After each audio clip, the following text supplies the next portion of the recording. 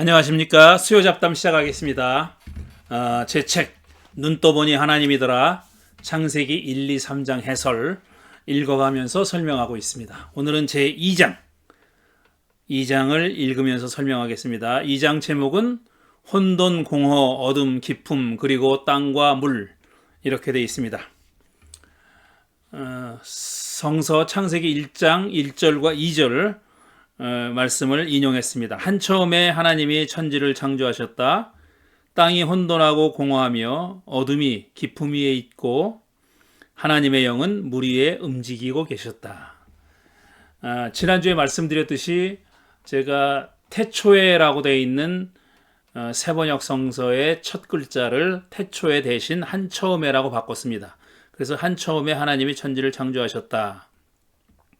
왜 그렇게 바꿔서 제가 설명하고 있는지는 지난주에 말씀드렸습니다. 오늘도 그 얘기가 잠깐 나오지만요.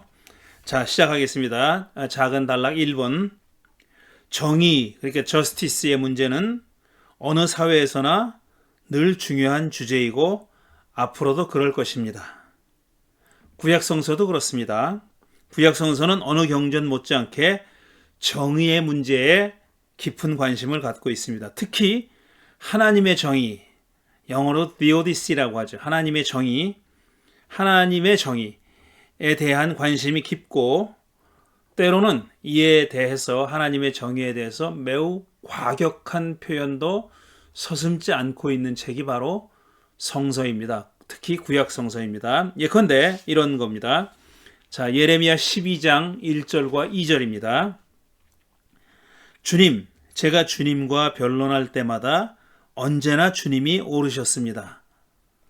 이겁니다. 주님이 옳다는 얘기는 주님이 정의롭다는 얘기예요.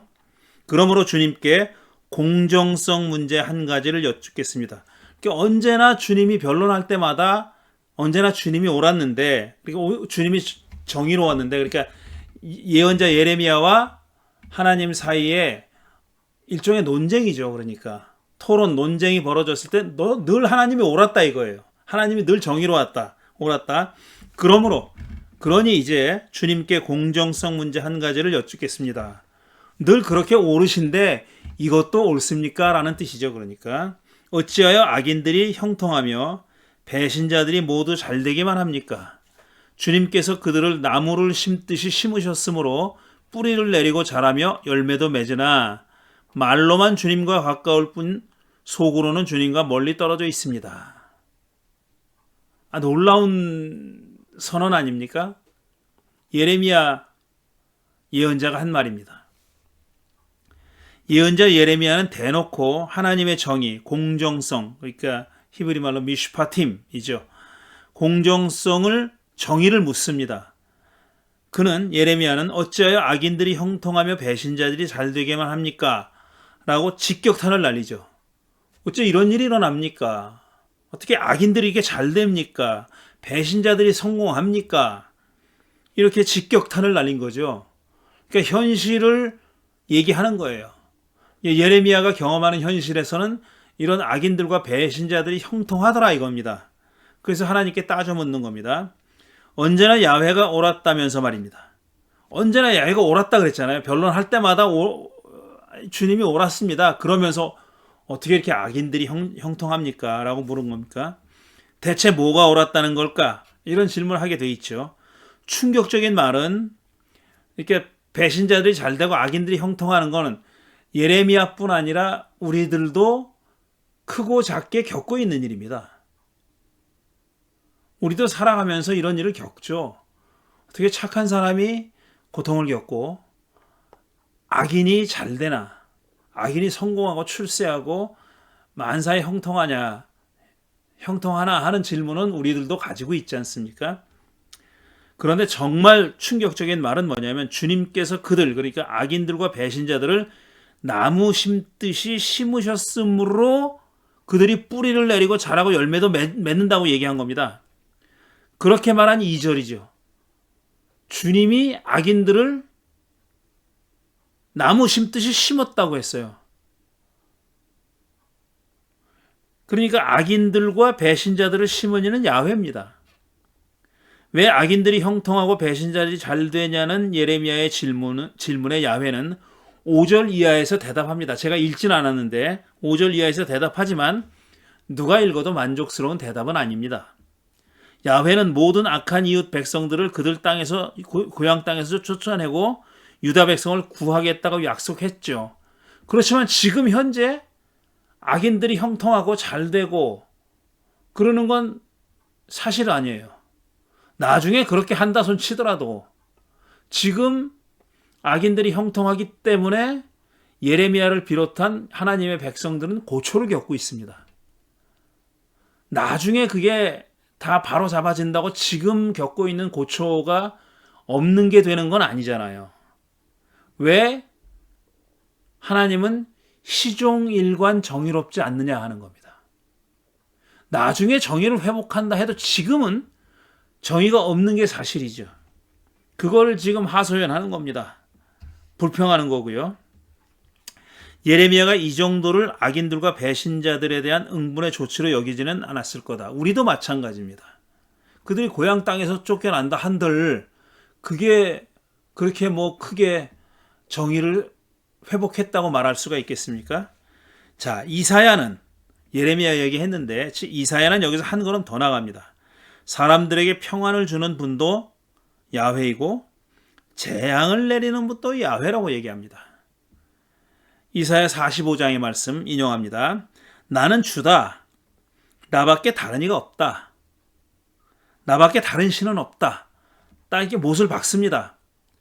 야훼 신이 유일한 신이다. 나 외 야훼 이외에 다른 신은 없다고 얘기한 다음에 네가 비록 나를 알지 못하였으나 나는 너에게 필요한 능력을 주겠다. 그렇게 해서 해가 뜨는 곳에서나 해가 지는 곳에서나 나밖에 다른 신이 없음을 사람들이 알게 하겠다. 나는 주다. 나밖에는 다른 이가 없다. 나는 빛도 만들고 어둠도 창조하며 평안도 주고 재앙도 일으킨다. 나 주가 이 모든 일을 한다. 45장 5절에서 7절까지. 이것도 참 난처한 구절이죠. 자, 야훼 예외는 다른 신은 없다고 했습니다. 그 야훼가 빛도 만들고 어둠도 창조하며 평안도 주고 재앙도 일으킨다고 했습니다. 그러니까 빛과 평안은 한 짝이고 어둠과 재앙은 또 다른 한 짝이잖아요. 전자는 밝은 면이고 후자는 아주 어두운 면이죠. 사람들이 누리는 평안도 야훼가 주는 것이고 그들이 겪는 재앙 역시 야훼가 준다는 겁니다. 사람이 겪는 재앙도 야훼가 주는 거예요. 어떤 다른 신이 없어요. 다른 어떤 존재가 주는 게 아니고 다른 신이 없어요. 이걸 줄 만한 신이 없다는 얘기입니다. 그러니까 오로지 야훼 홀로 존재하고 야훼가 평안도 주고 재앙도 준다. 이렇게 얘기한 겁니다.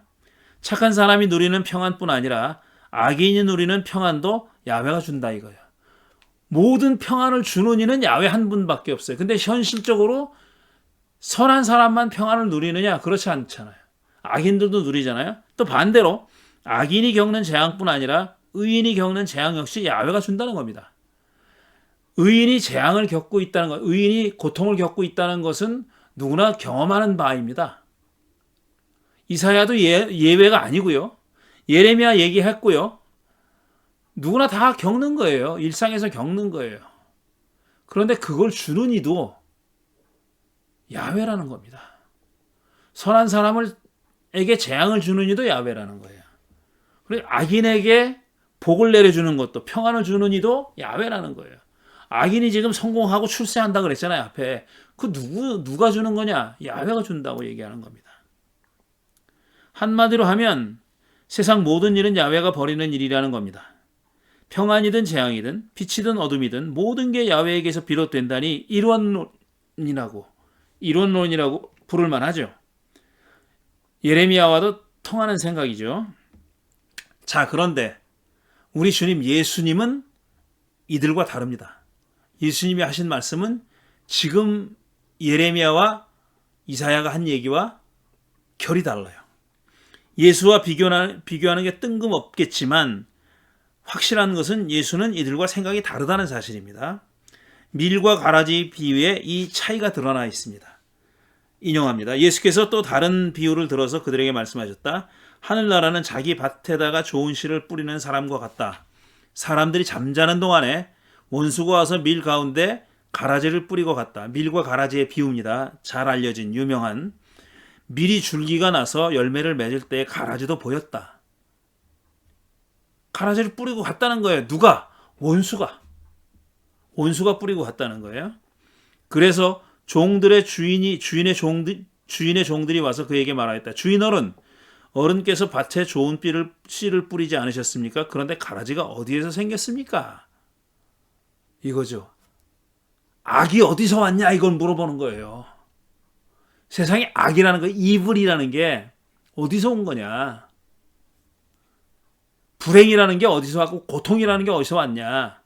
그러니까 신정론을 묻는 거죠. 그러니까 하나님의 정의를 묻는 거죠. 주인이 뭐라고 대답하냐면 주인이 종들에게 말하기를 원수가 그렇게 하였구나 하였다. 그랬어요. 가라지는 원수에게서 왔다는 겁니다. 처음에 비유 서두에 그렇게 얘기했죠. 잠자는 동안에 원수가 와서 밀 가운데 가라지를 뿌리고 갔다. 그랬잖아요. 가라지를 뿌린 장본인은 누구냐? 원수입니다. 원수. 사탄이죠. 그러니까. 불행의 근원은 사탄. 하나님이 아니다. 이겁니다. 사람들이 잠자는 동안 원수고 사탄이 밀밭에 가라지를 뿌렸다. 가라지는 농부도 아니고 하나님도 아닌 원수가 뿌렸다는 겁니다.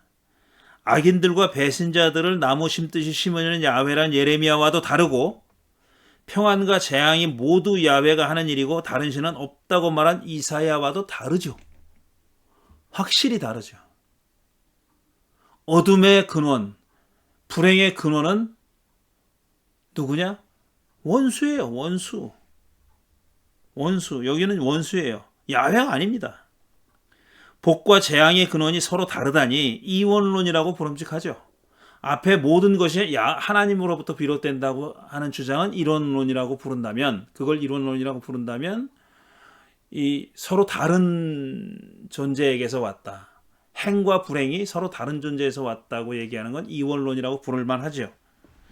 악과 재앙의 기원을 찾는 일은 인류의 오랜 숙제였습니다. 지금도 그렇고요.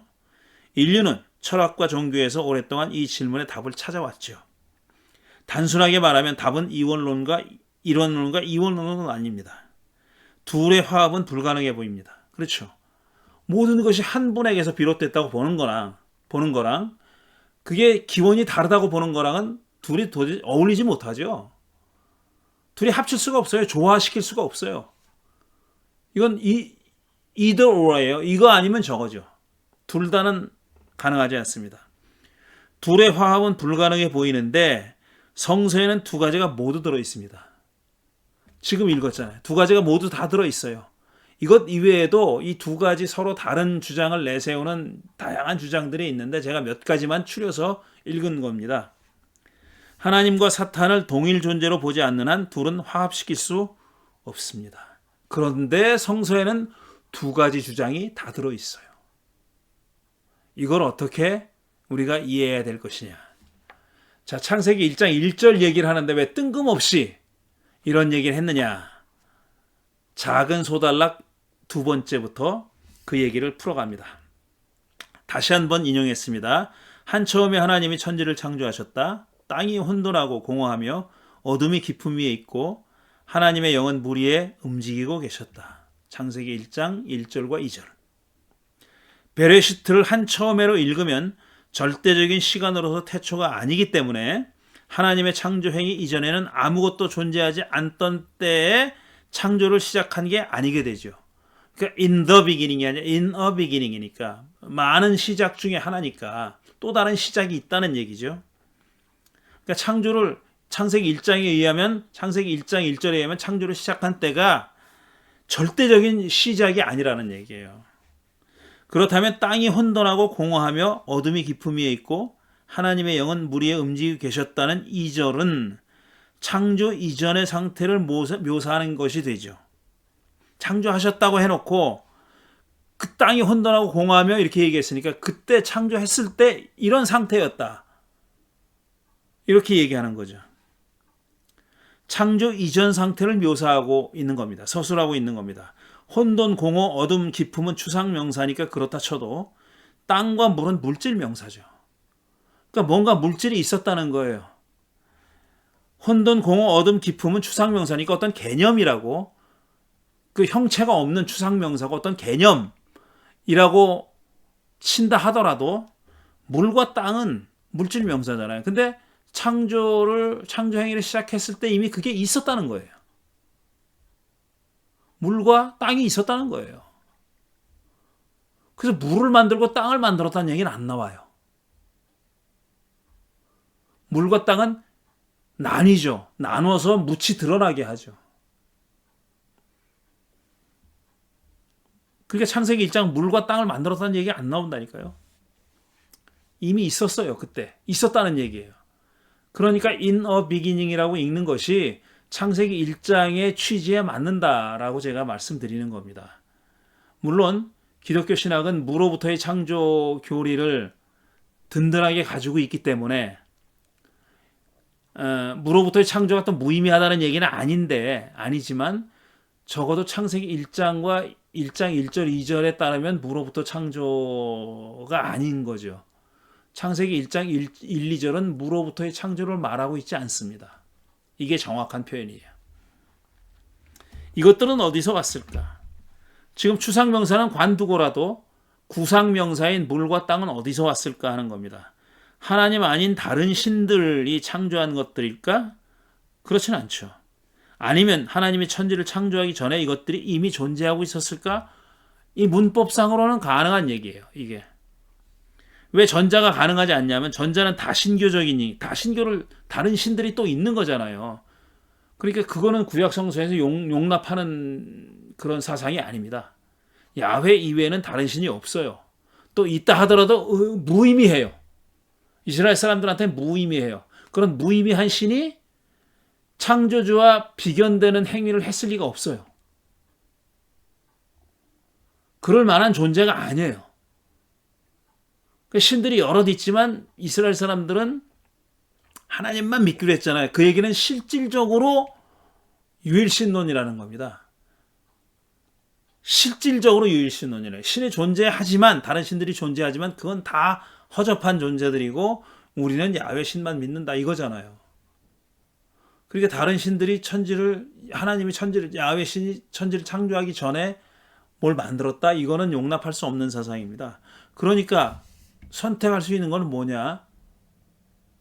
하나님이 한 처음에 이후에 말하게 된 내용의 창조 행위를 하시기 전에 이건 이미 있었다라고 밖에 볼 수 없는 거죠. 구약 성서에서 다수의 신들을 믿고 숭배하는 자는 신랄하게 비판받으니까 그건 이 전자는 아닌 거예요. 후자는 하나님의 피조물이 아닌 것들이 창조 행위 이전에 존재하고 있었다는 얘기입니다. 하나님 만들어야 피조물이니까 이건 하나님이 만들지 않은 거예요. 베레시트를 절대적인 시간의 시작으로 읽으면 말이 안 되지만 한 처음에 in a beginning이라고 읽으면 얘기가 달라지죠. 그렇게 읽을 수 있다. 아니, 저는 그렇게 읽을 수밖에 없다라고 생각하는 겁니다. 적어도 창세기 1장 1, 2절을 이해하려면 그렇게 생각하지 않으면 이해할 수 없다는 얘기입니다. 한 처음에 하나님이 천지를 창조하기 전에 혼돈, 공허, 어둠, 기품, 땅, 물이 이미 있었습니다. 그것들이 어떻게 생겨났는지 어디서 비롯됐는지는 말하지 않아요. 그건 말하지 않아요. 누군가가 그것들을 만들었는지 아니면 스스로 존재했는지 우리는 알 수 없어요. 1장 1절과 2절만 갖고는 알 수가 없습니다. 궁금하지만 창세기 1장뿐 아니라 구약성서 어디서도 이 질문에 대한 답을 찾을 수가 없어요. 이게 누가 다른 어떻게 생겨났는지 어디서 비롯됐는지 알 수가 없어요. 말하지 않으니까. 거기에 대해서는 말하지 않으니까. 참 아쉬운 대목이죠. 그냥 그렇게 답하지 않고 그냥 놔둔 겁니다. 물론 창세기 1장 1절 2절을 쓴 사람도 이런 생각을 했을 거예요. 그렇지만 거기에 대해서 그 어떤 답도 남겨놓지 않은 것이 현실입니다. 사실이고. 창세기 1장이 이렇게 서술된 데는 고대 중동 문화권 창조 신화의 영향이 컸습니다. 거기에는 다양한 창조 신화들이 있었는데 창세기 1장은 그 중에서 바벨론의 창조시나 에누마 엘리시와 가장 비슷한 점이 많습니다. 유사한 점이 많아요. 그리고 창세기 1장은 피문서에, 제사장 문서에 속해 있는데 이 피문서는 바벨론 포로기에 쓰였기 때문에 바벨론 제국의 영향을 받을 수 있다는 겁니다. 얼마든지 그게 가능했다는 겁니다. 바벨론 포로기에 쓰였고 아마 포로로 잡혀간 사람들 가운데서 이 창세기 1장, 2장을 쓴 사람이 있을 거라고 추정되기 때문에 그 바벨론의 창조 신화의 영향을 받을 수 있었다는 겁니다. 그건 유사한 점이 많다는 점을 가지고 우리가 추론해 볼 수 있는 거예요. 물론 다 똑같지는 않습니다. 상이한 점도 많죠. 그래서 하나님의 계시로서 창조 이야기의 가치가 폄하되기도 했습니다. 뭐와 비슷해? 창조 신화와 비슷해? 바벨론 창조 신화와 비슷해? 옛기 이런 얘기를 했다가 저기 한국의 보수적인 신학교의 구약 교수가 쫓겨날 뻔하기도 하고 막 그랬어요. 그건 뭐 주로 한 3, 40년 전의 얘기지만 그랬고 지금도 이게 그 뭡니까? 창조 과학 이런 걸 막 주장하는 신학교들이 있고 그렇잖아요. 어떤 한 교수의 창조 신학이 자기 교단의 창조 신학과 다르다고 해가지고 막 쫓아내고 막 그러잖아요. 근데 그 교단의 창조 신학이라는 게 그야말로 문자 그대로, 글자 그대로 믿는 그거인 경우가 많죠.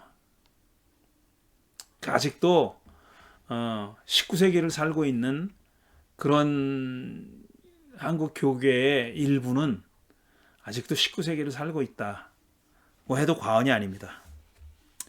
양자가 비슷하다는 것을 부정할 수 없는 사실입니다. 비슷한 건 어쩌라는 얘기예요? 비슷한 걸 어떻게 부정을 해요? 비슷한데 실제로. 그건 사실이고 팩트인데 팩트를 부정할 수는 없잖아요. 팩트입니다. 에누마 엘리시랑 유사한 점이 많다는 것은 그건 부정할 수 없는 팩트예요. 사실이에요. 구약 성서의 창조 이야기가 독창적이지는 않습니다. 창조 이야기를 쓴 사람이 만들어낸 얘기는 아니에요. 그 어디에도 없는 얘기를, 새로운 얘기를 쓴 건 아니에요. 모든 창조는 재창조다. 크리에이션은 리크리에이션이다. 모든 라이팅은 리라이팅이다. 그러잖아요. 글쓰기는 다 리라이팅이에요. 어딘가 있는 겁니다. 어딘가 있는 거예요. 작성 시기로 보아 에누마 엘리시가 구약 성서를 참조했을 리는 없고 에누마 엘리시가 더 오래됐거든요. 그러니까 그 반대라고 봐야 하죠. 하지만 창세기가 에누마 엘리시를 그대로 베꼈다는 얘기는 아닙니다. 전혀 아니에요. 그건 아니에요. 유사한 점이 있다고 주장하는 거랑 베꼈다는 거랑은 전혀 다른 얘기입니다. 유사점 못지않게 차이점도 많아요. 하나님의 계시는 반드시 모든 면에서 독창적이어야 하는 것은 아닙니다. 그런 생각을 버리고 무엇이 어떤 차이를 낳았는지 이해하면 창세기 창조 이야기의 독창성을 발견할 수 있습니다. 왜 이렇게 다를까? 왜 이렇게 많은 점에서 유사한데 왜 이런 점을 다를까를 생각해 보면은 그 창세기가 가지고 있는 독특한 신학을 우리가 알아볼 수 있다는 얘기입니다. 그게 관건이에요. 그게 관건이에요. 왜 리라이팅을 했으면 뭐 때문에 리라이팅을 했느냐 하는 겁니다. 왜 다시 썼냐라는 거죠. 여기에 창세기 창조 이야기에 독특한 신학이 담겨 있습니다. 앞으로 차차 그 얘기를 해나갈 거고요. 자, 소단락 3번까지만 오늘 하겠습니다. 이거는 이제 에누마 엘리시랑 비교하는 대목인데요. 실제로 비교를 좀 해보겠습니다. 에누마 엘리시는 서사시 형식으로 쓰인 대표적인 바벨론 창조 신화입니다. 이 신은 마루드기 모신, 그러니까 어머니 신 티아맛과의 싸움에서 승리해서 사람을 창조했고 신들 간의 주도권 다툼에서 혼란과 무질서의 옛 시대를 극복하고 새 시대를 열었다는 이야기입니다. 그러니까 마루드기, 바벨론의 신이잖아요. 최고신 마루드기 이런 일을 했다라는 겁니다. 그 일부를 이용해 보면 자, 인용하겠습니다. 위로 하늘이 아직 이름으로 불리지 않았고 아래로 땅이 이름으로 불리지 않았을 때, 그게 이름이 없었을 때 태고의 압수, 그들의 아버지 그리고 그들 모두를 낳은 모체 티아맛이 그들의 물을 하나로 섞고 있었다. 그때는 들판도 형성되지 않았었고 갈대밭도 찾을 수 없었다. 어떤 신도 나타나지 않고 어떤 이름으로도 불리지 않았고 운명도 결정되지 않았을 때 신들이 그들 가운데 창조되었다. 신들이 창조됐다 라고 얘기하는 겁니다. 신들이 티아맛과 신들의 보호자인, 띄엄띄엄 읽는 겁니다. 제가 티아맛과 신들의 보호자인 마루둑이 다가와 그들이 전쟁을 하였다. 티아맛과 마루둑이 전쟁을 했다는 겁니다. 마루둑은 그의 그물을 펼쳐 그녀를 감쌌다. 그녀의 얼굴에다 그는 자기 뒤에 있는 임훌루 바람을 일으켰다. 티아맛은 입을 열어 그 바람을 삼키려 했다. 그러자 그는 임훌루 바람을 더욱 세게 일으켜 그녀가 입을 다물지 못하게 했다. 강한 바람이 그녀의 배를 당겼다. 감당할 수 없는 강한 바람을 불어넣었다는 얘기죠. 자, 여기까지만 인용하고 보충 설명입니다. 이제 폰트가 좀 아주 다르지 않기 때문에 그 폰트의 색깔도 똑같고 그래서 좀 혼동할 수가 있는데 여기부터 한 패러그래프는 보충 설명입니다. 고대 중동 문화권이라고 부르는 제가 계속 부르고 있는 그 문화권은 이집트에서 가나안을 거쳐서 메소포타미아에 이르는 지역의 고대 문화권을 가리킵니다. 가나안은 양대 문화권의 영향 아래에 있었으므로 가나안이 가운데 껴 있는 거죠. 이 말은 사실상 이집트와 메소포타미아 문화권을 가리킵니다. 그러니까 독창성이 덜하다 이겁니다. 독창성은 이집트와 메소포타미아 문화권에서 더 강하게 독창성이 강했고 그 영향을 가나안의 종족들은 받았다 이 얘기입니다. 바벨론의 창조시나 에누마 엘리시는 7개의 토판에 아카드로 기록된 서사시로서 니느웨의 아슈르바니팔 도서관에서 1849년에 발견되어 1875년에 처음으로 출판됐습니다. 이게 약 둘 간의 간격에 수십 년의 차이가 있는 거죠. 발견돼서 막 연구를 해가지고 읽어야 되니까 읽고 이렇게 출판을 한 겁니다. 영어판 전문은 인터넷 여러 곳에서 읽을 수 있어요. 어디나 찾을 수 있어요. 에누마 엘리시 치면은 나와요. 인용한 우리말 번역은 배철현, 무에서 창조라는 글에서 기독교 사상에 나와 있는 글입니다. 거기서 재인용한 겁니다. 자, 다시 혼돈의 상태라고 요약되는 첫 대목은 처음에 읽은 첫 단락입니다. 창세기 1장 2절 땅이 혼돈하고 공허하며 어둠이 깊음 위에 있고라는 서술과 매우 유사합니다. 사용된 단어도 비슷해요. 물론 하나 아카드어고 하나는 히브리어지만 같은 어군입니다. 그래서 비슷해요. 어원을 따지고 들어가다 보면은 같은 게 많아요. 마르둑과 티아맛이 전쟁을 벌인다고 말한 뒷부분은 이 문화권의 창조 신화에 자주 등장하는 전쟁 모티브를 보여줍니다. 그러니까 고대 바벨론의 창조 이거 말고도 에누마 엘리시 말고도 뭐 여러 개 있어요. 창조 신화들이 많이 있는데 대부분의 경우는 전쟁을 합니다. 누가 누굴 싸워서 창조돼요. 세상이. 싸움과 전쟁 모티브와 창조는 뗄 수 없이 연결되어 있어요. 뭐가 싸우느냐 하면 말하자면 질서의 신과 혼돈의 신이 싸우는 겁니다. 그래서 질서의 신이 이겨서 세상을 창조하는 거예요. 에누마 엘리시도 마찬가지입니다. 그 전쟁 모티브가 대개의 경우는 있습니다. 이 점에서 에누마 엘리시는 창세기 1장과 아주 성격이 다르죠. 창세기 1장은 전쟁이 없어요. 누가 싸우지도 않아요. 누구랑 하나님이 창조하면서 누굴 싸우지도 않아요. 다만 그냥 말씀으로만 창조하잖아요. 하나님은 갈등이나 전쟁 없이 오직 말씀으로만 세상을 창조했다.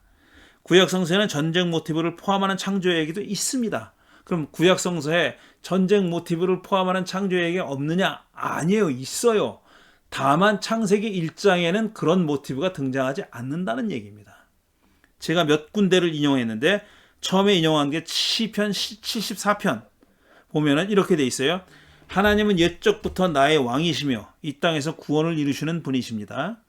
주님께서는 주님의 능력으로 바다를 가르고 땅에 있는 탄인들의 머리를 깨뜨려 부수셨으며 리보이아단의 머리를 짓부수셔서 사막에 사는 짐승들에게 먹이로 주셨으며 샘을 터뜨리셔서 개울을 만드시는가 하면 유유 흐르는 강을 메마르게도 하셨습니다. 낮도 주님의 것이요 밤도 주님의 것입니다. 주님께서 달과 해를 제자리에 두셨습니다. 주님께서 땅의 모든 경계를 정하시고 여름과 겨울도 만드셨습니다. 이거 분명히 창조에 관한 얘기잖아요. 창조 이야기잖아요. 이것도 시편 74편이 창조 시편이에요. 자, 창조를 노래하며 분명한 이 시편은 창세기 1장과는 아주 다르죠. 제가 첫 시간에 구약 성경에는 창조 이야기가 창세기 1, 2, 3장에만 있는 게 아니라고 여러 번 강조해서 말씀드렸고 몇 개의 서로 다른 창조 이야기를 인용했잖아요. 잠언도 인용하고 뭐 욥기도 인용하고 했잖아요. 여기 또 시편을 또 다시 인용했는데 여기는 명백하게 전쟁 모티브가 드러나 있는 겁니다.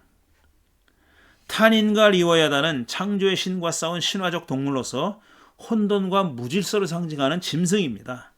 시인은 야훼가 옛적부터 그러니까 창조 때부터 바다를 가르고 탄인의 머리를 깨뜨리고 리워야단의 머리를 짓부수고 세상을 창조했다고 노래합니다. 전쟁을 하고 승리해서 창조했다고. 그러니까 에누마 엘리시와 같은 모티브죠. 모티브가 같아요. 서술이 같은 건 아닌데 모티브가 같아요. 띠임이 같아요. 한마디로. 고대 중동 문화권의 창조 신화에서는 바다도 신들 중에 하나입니다. 욥기 26장 12, 13절에 바로 거기도 전쟁 모티브가 등장합니다. 자, 능력으로 바다를 정복하시고 지혜로 라합을 쳐부순다. 바다가 신이에요. 얘도 바다도 신이에요. 그래서 능력으로 바다를 정복했다는 얘기는 바다 신을 정복했다는 얘기고 지혜로 라합을 부순다. 라합은 혼돈을 상징하는 짐승이라고 얘기했잖아요. 신화적인 짐승. 지혜로 라합을 쳐부쉈대요. 그러니까 하나님이 직접 쳐부순 게 아니라 지혜로 쳐부셨다고 그렇게 얘기하는 거예요. 지혜를 내세워서 싸우게 하셨다는 얘기입니다. 자, 그분의 콧김에 하늘이 맑게 개며 그분의 손은 도망치는 바다 괴물을 찔러 죽인다. 또 전쟁이잖아요. 여기도 또 전쟁이잖아요. 라합도 신화에 등장하는 바다 괴물입니다. 이 시편에 욥기에도 나오는 거죠. 하나님은 지혜로 라합을 쳐부수고 손으로 바다 괴물을 찔러 죽였다. 창조주는 전쟁의 신입니다. 이 밖에도 욥기 9장, 40장, 41장 등에서도 전쟁 모티브를 볼 수 있습니다. 거기도 창조 이야기가 나오는데 전쟁 모티브가 게재되어 있습니다. 이와 달리 야훼가 자신과 맞서는 신화적인 짐승들을 순하게 길들였다고 노래하는 시편도 있어요. 무찔렀다 그랬잖아요. 짓 부수고 짓 밟고 그랬다고 얘기했는데 시편 104편을 보면은 길들였다고. 어디는 가지고 놀았다는 데도 있어요. 그러니까 그런 신화적인 혼돈을 상징하는 짐승을 장난감처럼 가지고 놀았다라고 표현하는 대목도 있는데 자, 시편 104편을 읽어봅시다. 자, 주님께서 손수 지으신 것이 만드신 것이 어찌 이리도 많습니까? 이 모든 것을 주님께서 지혜로 만드셨으니 땅에는 주님이 지으신 것으로 가득합니다. 지혜로 만들었다 그랬어요. 여기도. 이렇게 창조에 있어서 지혜 모티브가 등장하는 그런 그 시편이나 구절들이 꽤 많습니다. 지난번에 잠언을 인용했는데 여기 시편에도 이렇게 나와요. 지혜로 만들었다고 그렇게 얘기합니다. 땅에는 주님이 지으신 것으로 가득합니다. 저 크고 넓은 바다에는 크고 작은 고기들이 헤아릴 수 없이 우글거립니다. 무리로는 배들이 오가며 주님이 지으신 리워야단도 그 속에서 놉니다. 그러니까 리워야단이 아직 살아있어요. 리워야단은 무찌르고 그랬잖아요. 앞에서는 탄인을 무찌르고 리워야단은 무찌르고 그랬잖아요. 라합을 무찌르고 그랬어요. 그런데 여기서는 리워야단도 그 속에 놓은대요.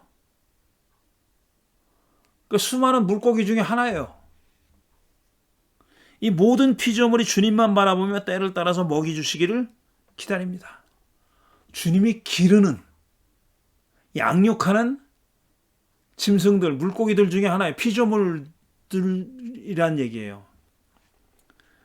혼돈을 상징하는 무질서를 상징하는 그런 신화적인 괴물이 여기서는 그냥 고등어처럼 방어처럼 그냥 바다에서 놀고 있다는 거예요. 그리고 하나님이 주시는 양식을 주기만 기다리고 있다.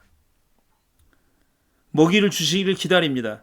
주님께서 그들에게 먹이를 주시면 그들은 받아먹고 주님께서 손을 펴 먹을 것을 주시면 그들은 만족해합니다. 주님이 기르시는 짐승이다. 돌보는 짐승이다. 그러나 주님께서 얼굴을 숨기시면 그들은 떨면서 두려워하고 주님께서 호흡을 거두어들이시면 그들은 죽어서 본래의 흙으로 돌아갑니다. 그러니까 리워 야단을 포함해서 모든 피조물이 다 똑같다 이겁니다. 하나님이 기르시고 먹이시고 하나님이 얼굴을 숨기시면 불안해하고 두려워 떨고 또 주님이 호흡을 거두어 가시면 죽어서 흙으로 돌아간대요. 그냥 모든 여타 피조물과 똑같은 그런 피조물이라는 겁니다. 리워 야단이 고대 중동 문화권에 누구한테 물어봐도 혼돈의 신인, 혼돈의 신을 상징하는 리워 야단이 이런 하나님의 수많은 피조물 가운데 하나로 그려지고 있는 겁니다. 자, 이 리워 야단은 메소포타미아 창조 신화의 그것과 다르죠. 막 싸우고 뭐 난리 나는데 여기는 아니에요. 리워 야단은 창조의 신과 싸우는 동물이 아니라 야훼의 창조 세계 세상에서 논의는 하나의 짐승입니다. 야훼가 주는 먹이를 받아먹고 만족해하는 양순한 짐승이에요. 그냥 보통 평범한 짐승이에요. 창조주 야훼의 적대자가 아니라는 점에서 시편 74편의 리워 야단과는 완전히 달리 그려지고 있습니다. 이렇게 이 창조 이야기가 다양하고 또 서로 이렇게 조화롭지 않은, 조화가 안 되는 그런 이야기들이 혼재해 있어요. 같이 존재하고 있어요. 그게 구약성서에 그런 게 있습니다. 그러니까 사실 창세기 1장도 이런 창조 이야기들 중에 하나입니다. 유일한 창조 이야기가 아니라 구약성서를 기초로 해가지고 창조 신학을 우리가 세우려면은 이런 여러 개의 창조 이야기들을 다 참조해야 하는 것이지 창세기 1, 2, 3장만 가지고 창조 신학을 세운다는 것은 옳지 않은 일이죠. 근데 창세기 1장이 제일 먼저 나오니까 유리한 자리를 차지하고 있는 것만은 사실이에요. 그렇지만 그게 유일한 창조 이야기는 아니고 1장 1, 2절에서 보듯이 우리가 생각해 왔던 거와는 다른 얘기를 하고 있습니다. 한처음에 물과 땅은 하나님이 창조하지 않았고 하나님이 창조 행위를 하셨을 때 이미 있었다고 얘기하고 있어요. 그리고 에누마 엘리시를 비롯한 바벨론 창조 신화인 에누마 엘리시를 비롯한 여타 고대 중동 문화권의 창조 신화들과 비교하면 다양한 공통점도 있지만 다른 점도 있습니다. 제가 읽어드린 시편 같은 거, 이거는 정말 마지막에 읽어드린 시편 104편 같은 거는 에누마 엘리시와는 전혀 다른 얘기죠. 왜 혼돈을 상징하는 짐승이, 신화적 짐승이 창조주를 대적해서 싸우는 것이 아니라 그냥 그 수많은 피조물들의 하나와 똑같이 그렇게 그려지고 있다는 점에서 다른 겁니다. 전혀. 그리고 전쟁 모티브가 창세기 1장에 없다는 사실도 그 에누마 엘리시를 이미 알고 있는 사람이 1장을 그렇게 썼다는 것은 굉장히 중요한 차이를 드러내고 있는 거고 그 차이를 말하고 싶어 하는 겁니다. 그러니까 공통점에도 우리가 눈길을 줘야 되지만 더 중요한 것은 왜 이렇게 많은 것을 가져다 썼는데 이렇게 변용시켰을까? 무엇이 이런 변화를 일으켰을까? 어떤 신학을 말하고 싶어서 자기들이 믿는 야훼 하나님은 어떤 하나님이라는 것을 말하고 싶어서 기존에 있는 신화를 갖다 쓰면서 이런 트랜스폼하는 변화를 가져왔을까 하는 겁니다. 자, 오늘은 여기까지 하고 2장 나머지 부분은 다음 주에 계속 이어가겠습니다. 오늘 이제 비교하는 것까지 했는데 다음번에는 그러면 왜 이렇게 다를까 하는 얘기를 계속 진행하도록 하겠습니다. 다음 주에 다시 뵙겠습니다. 감사합니다.